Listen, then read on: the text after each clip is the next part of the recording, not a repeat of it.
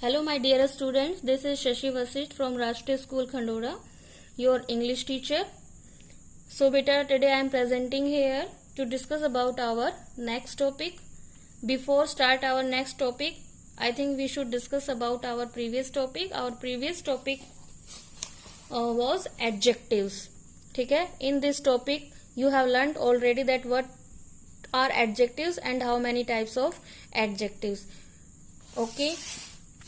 So today's topic is verb. Verb is an important part of English grammar and it is very important parts of speech also. Verb means क्या होता है? क्रिया. ठीक है, तो क्रिया की क्या डेफिनेशन है? A verb is a word that denote an action or a state of a subject. Verb क्या होती है? जो हमें एक्शन के बारे में बताती है कि किसी भी कर्ता ने क्या एक्शन किया है और उसकी स्टेट क्या है. What is doer. ठीक है, व्हाट इज सब्जेक्ट. सब्जेक्ट क्या है और वो क्या एक्शन करता है. तो जो वर्ब है वो केवल हमें एक्शन के बारे में ही नहीं बताती है, वो हमें डूअर ऑफ एक्शन के बारे में बताती है और दूसरा क्या बताती है कि उसकी स्टेट क्या है और उसके बाद में क्या बताती है, कुछ इवेंट्स के बारे में भी बताती है, वर्क प्रोग्रेस में है और टाइम के बारे में भी बताती है. Let's see example. She killed A rat. यहाँ पर जो शी है, शी क्या है? सब्जेक्ट है और किल्ड क्या है? मेन वर्ब है और रैट क्या है? ऑब्जेक्ट है. ठीक है, तो काम यहाँ पर किसने किया है? Who is doer of the action? She. ठीक है, तो इसको हम सब्जेक्ट कहेंगे. एंड काम हुआ क्या है? एक्शन हुआ क्या है? किल का हुआ है. और इस एक्शन को रिसीव किसने किया? रैट ने किया. तो जो एक्शन को रिसीव करता है उसको हम ऑब्जेक्ट कहते हैं और जो एक्शन करता है उसको हम सब्जेक्ट कहते हैं. और जो मेन वर्क हुआ है वो क्या है? वर्ब है. ठीक है, तो यहाँ पर शी सब्जेक्ट है, किल आपकी वर्ब है और रैट आपका ऑब्जेक्ट है. तो यहाँ पर जो किल है ये as a action verb use हुई है. ठीक है, एज ए एक्शन वर्ब. ये क्या है आपके यहाँ पर? मेन वर्ब है. He is teaching. वह पढ़ा रहा है. तो ये जो एक्शन हो रहा है किस में हो रहा है? प्रोग्रेस में हो रहा है. तो ये जो इज है ये प्रोग्रेसिंग वर्ब में आएगी. Ram was ill. राम बीमार था. राम इज इल. राम बीमार है. Ram will be ill. Ram बीमार होगा. तो ये क्या है? ये हमें टेंस के बारे में बता रही है. यहाँ पर कोई एक्शन नहीं हुआ है. I have 3 pens. मेरे पास 3 पेन है. इसमें भी कोई एक्शन नहीं हुआ है. जो हैव है ये क्या है? आपकी बिलोंगिंग वर्ब है. तो ये पोजीशन को दिखा रही है कि मेरे पास 3 पेन है. तो जरूरी नहीं है कि जो वर्ब हमें एक्शन के बारे में ही बताए. एक्शन के अलावा वो हमें ये भी बताती है कि जो सब्जेक्ट है वो क्या है और मतलब जो एक्शन हुआ है वो किस समय पर हुआ है. Kinds of verb. नेक्स्ट आपका है काइंड्स ऑफ वर्ब. वर्ब के प्रकार. वैसे वर्ब कई तरह की होती है लेकिन हम अभी पढ़ेंगे ट्रांजिटिव वर्ब और इंट्रांजिटिव वर्ब. ट्रांजिटिव वर्ब को हिंदी में कहते हैं अकर्मक क्रिया और इंट्रांजिटिव को कहते हैं सकर्मक क्रिया.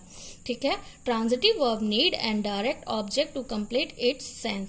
जो ट्रांजिटिव वर्ब होती है उसको डायरेक्ट ऑब्जेक्ट की जरूरत होती है ताकि वो एक्शन को रिसीव कर सके और सेंस को कंप्लीट बना सके.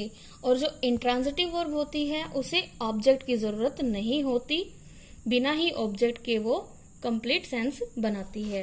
ठीक है, एग्जाम्पल से हम सीखेंगे. जैसे है आपका they are playing cricket.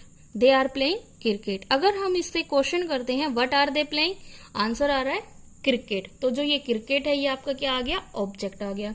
He is writing a letter. हम क्वेश्चन करते हैं what is he writing? A letter. She burned her finger. What did she burn? Her finger. The beggar wanted some money.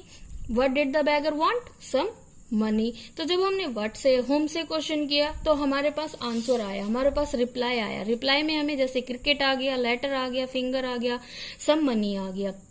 ठीक है, तो जहां पर हमारे पास what और होम से क्वेश्चन करने पर आंसर मिलता है तो वो क्या हो जाती है? आपकी ट्रांजिटिव वर्ब. और इसमें हम क्वेश्चन किससे करते हैं? वर्ब से क्वेश्चन करते हैं. किसमें क्वेश्चन करते हैं? वर्ब से क्वेश्चन करते हैं. तो हमें आंसर मिलता है वो होती है ट्रांजिटिव वर्ब. ठीक है, इसके कॉन्ट्रेरी जो इंट्रांजिटिव वर्ब होती है उसे ऑब्जेक्ट की रिक्वायरमेंट नहीं होती है सेंस को मीनिंगफुल बनाने के लिए। जैसे रोजेस स्मेल गुड, तो जो रोज की स्मेल होती है क्या होती है, अच्छी होती है। द बेबी क्राइड, बच्चा रोता है। अब अगर मैं यहाँ पर वर्ड से क्वेश्चन करती हूँ, what did the baby cry, तो क्या कोई जवाब मिला मुझे, नो, कोई रिप्लाई नहीं मिला। It means it is intransitive verb. The teacher is teaching, what is teacher teaching, no reply, it means it is intransitive verb. They have arrived, what they have arrived, no answer. So it means जब object नहीं होता तो क्या होती है, intransitive, और जहां सब ऑब्जेक्ट मिल जाता है, हमें आंसर मिलता है, तो वो क्या होती है आपकी ट्रांजिटिव वर्ब। इसके नेक्स्ट में है बेटा main verb.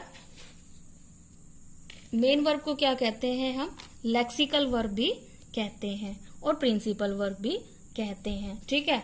It expresses an action of verb and tell us about the nature of an action.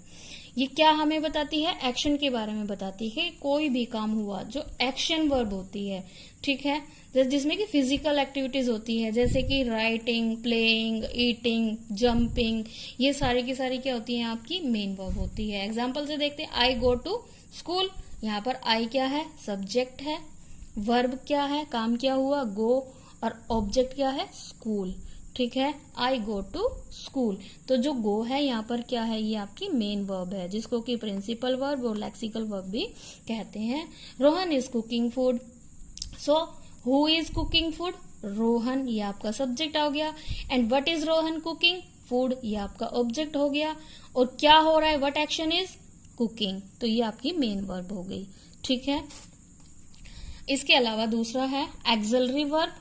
Axillary verb जो होती है उन्हें हम हेल्पिंग वर्ब भी कहते हैं, और हिंदी में क्या होती है, ये सहायक क्रियाएं होती है, okay. It tell us about the time of action, ये हमें किसके बारे में बताती है, एक्शन के बारे में बताती है कि कोई भी एक्शन किस समय पर हुआ है। वो एक्शन प्रेजेंट टाइम में भी हो सकता है, पास्ट टाइम में भी हो सकता है, और फ्यूचर टाइम में भी हो सकता है। जो आपकी ये एक्सिलरी वर्ब होती है, इनका खुद का कोई भी मीनिंग नहीं होता, ये मेन वर्ब के साथ मिलकर सेंटेंस को मीनिंगफुल बनाने में हेल्प करती है। और इनकी एक्सिलरीज की सहायता से हम नेगेटिव सेंटेंस भी बना सकते हैं और इंटेरोगेटिव सेंटेंस भी बना सकते हैं। तो एग्जाम्पल देखें, she is sleeping, she was sleeping, she will be sleeping. तो यहाँ पर शी इज स्लीपिंग, ये कौन से टाइम को डिनोट कर रही है, प्रेजेंट टाइम को, ठीक है, कि वो प्रेजेंट में सो रही है, वह सो रही है। और शी वॉज स्लीपिंग, ये पास्ट टाइम को डिनोट कर रही है, वह सो रही थी। शी विल बी स्लीपिंग, ये फ्यूचर टाइम को, शी विल बी स्लीपिंग, वह सो रही होगी, ठीक है। अगर हम नेगेटिव बनाना चाहें, she is not sleeping, question बनाना चाहें, इज शी स्लीपिंग, तो इस टाइप से जो ये होती है वर्ब, इनका यूज किया जाता है नेगेटिव और इंटेरोगेटिव सेंटेंस बनाने में भी, और मेन वर्ब के साथ इनका यूज किया जाता है। अब जैसे आपकी जो स्लीपिंग है, ठीक है, जो आपकी स्लीपिंग है, ये स्लीपिंग क्या है, आपकी मेन वर्ब है, ठीक है। इसके साथ ये लग गई helping verb, as a helping verb use हुई है, ठीक है। तो अब अगर मैं इसको स्लीपिंग को छुपा लेती हूँ, ठीक है, तो आपका शी इज आ रहा है, क्या ये पूरा मीनिंग दे रही है, नहीं ना। इट मीन्स ये है कि जो हेल्पिंग वर्ब होती है इनका अपना कोई मीनिंग नहीं होता, ये मेन वर्ब के साथ मिलकर पूरे सेंटेंस को मीनिंगफुल बनाती है। इसके बाद जो आपकी ये एक्सिलरी वर्ब होती है, एक्सिलरी वर्ब ये दो तरह की होती है, एक होती है प्राइमरी एक्सिलरी और दूसरी होती है मॉडल एक्सिलरी वर्ब, ठीक है।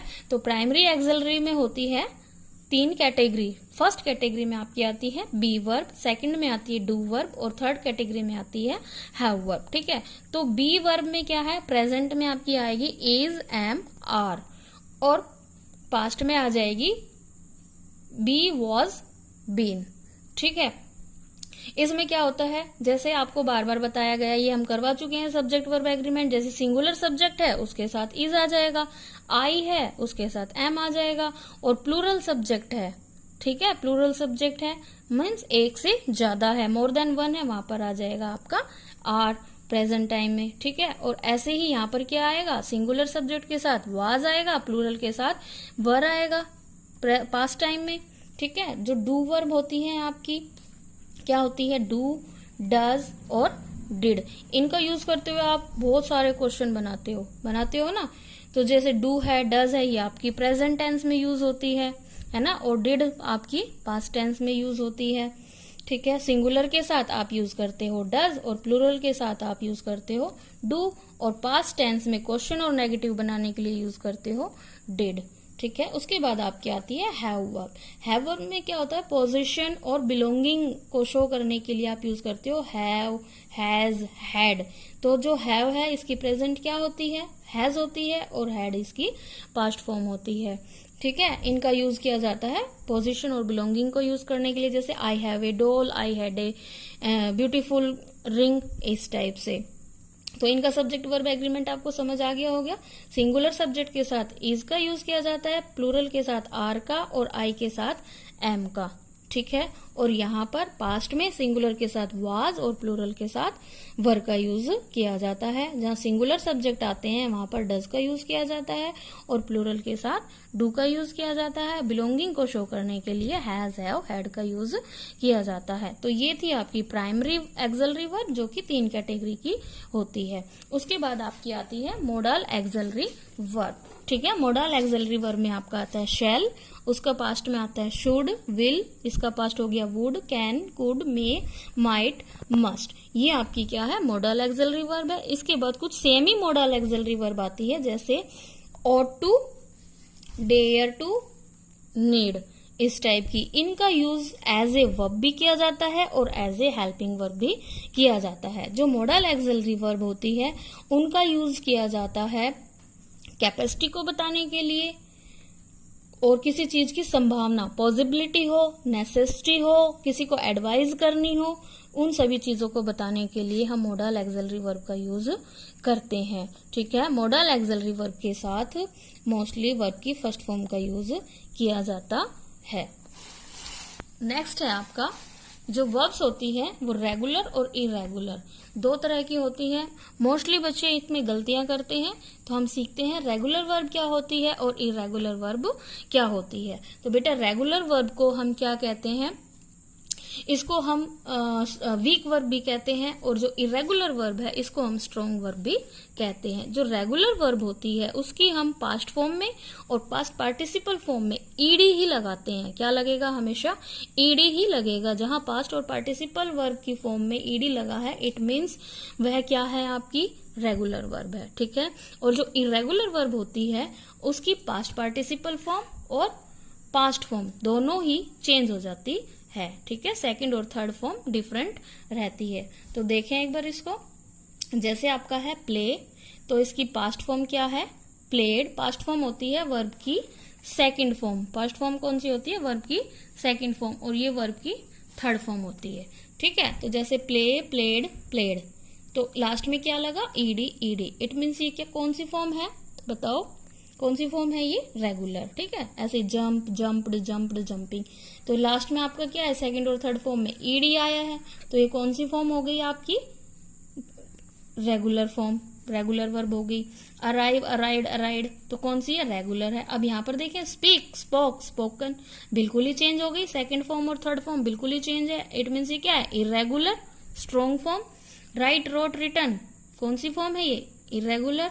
डू, डिड, डन, बिल्कुल चेंज है, तो ये क्या है, irregular. Have, had, had, change है। वर्कड, वर्कड, दोबारा से वही आ गई, तो ये क्या है आपकी रेगुलर। पुट, पुट, पुट, कुछ एक वर्ब होती है जो बिल्कुल भी चेंज नहीं होती है। Cut, cut, cut, put, put, put, set, set, set, हट, हट, हट। ठीक है। तो वो क्या होती है आपकी, ये कौन सी वर्ब हो गई, ये आपकी स्ट्रॉन्ग वर्ब हो गई, इरेगुलर वर्ब हो गई। ठीक है। वियर, वोर, वोन, बिल्कुल चेंज हो रही है सेकंड और थर्ड फॉर्म, तो ये भी इरेगुलर है। गो, वेंट, गोन, ये भी इरेगुलर फॉर्म है। ठीक है। और इसके बाद आपकी प्रेजेंट पार्टिसिपल फॉर्म भी आती है। प्रेजेंट पार्टिसिपल फॉर्म क्या होती है, जब हम वर्ब की फर्स्ट फॉर्म में आईएनजी लगाते हैं तो वो कौन सी फॉर्म हो जाती है, प्रेजेंट पार्टिसिपल फॉर्म। इसका यूज कहाँ किया जाता है, एक्शन में कंटिन्यूटी दिखाने के लिए।